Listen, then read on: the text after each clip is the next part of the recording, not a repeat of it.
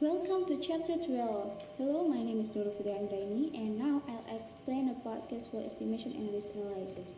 In this chapter, we have three big concepts, that is project analysis, estimating project risk, and incorporating risk into capital budgeting. Project analysis. In this project analysis, there are five parts, that is input data, depreciation schedule, salvage value calculation, project cash flow, and appraisal of the proposed project. Let's see the example. And the first part is input data. The input data section provides the basic data used in the analysis, like all of this one. And the second part is the depreciation schedule. We calculate the depreciation over the project life. In this example, there are building depreciation and equipment depreciation.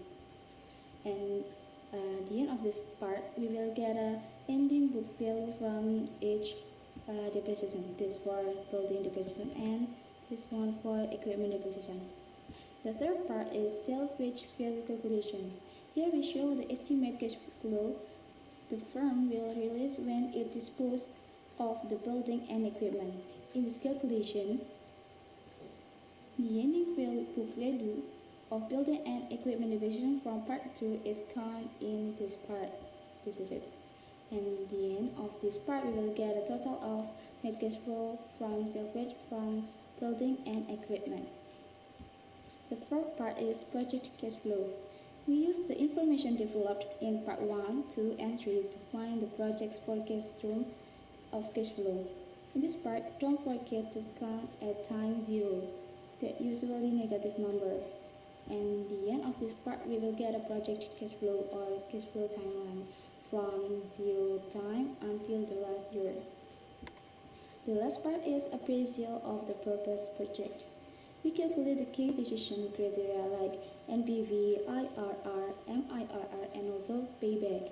We can see that the NPV is positive, and also IRR and MIRR also higher than 12%.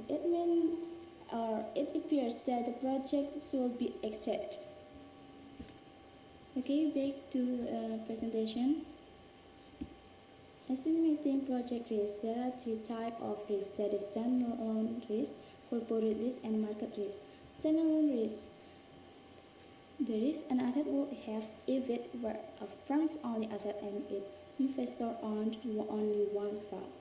It's really different with corporate risk, that the project only one of the firm portfolio of assets. And it's also different with market beta risk, that the project is only one of the firm's assets and that the firm's stock is one small part of their total portfolios. Measuring standalone risk. There are two techniques are used to assess risk, that is sensitivity analysis, scenario analysis, and Monte Carlo simulation. Sensitivity analysis measures the percentage change in NPV that results from a given percentage change in input variable. This is a sensitivity analysis. We can see that NPV at different division from base, there are 6 types, and for division from base, there are 5 different. And we can see that the range of sales price is higher than other. Let's look from this chart. We can see that sales price is larger the range and the steeper the slope. And if the larger the range and the steeper of the slope, the more sensitive the NPV is to a change in the variable. So if we were comparing to project, the one with the steeper sensitivity line will be riskier. It means that sales price is riskier than other. Okay, next. Scenario analysis.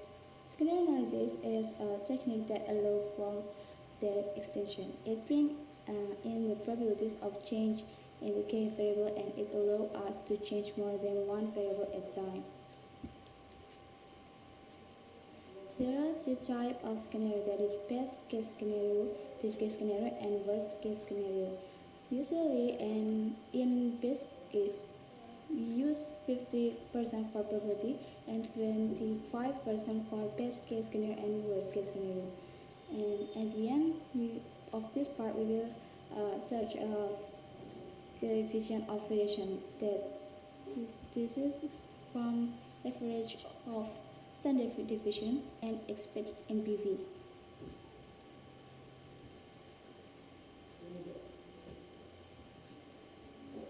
Next is Monte Carlo simulation.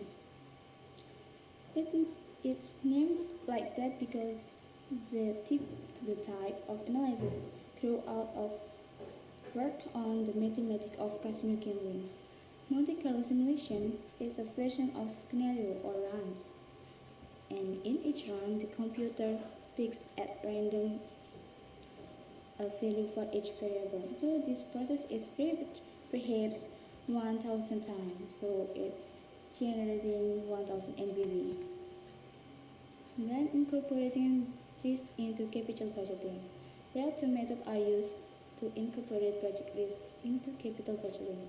There is certain equivalent approach and there is a just discounted approach. The point of this the certainty equivalent approach is the riskier the flow, the lower is certainty equivalent.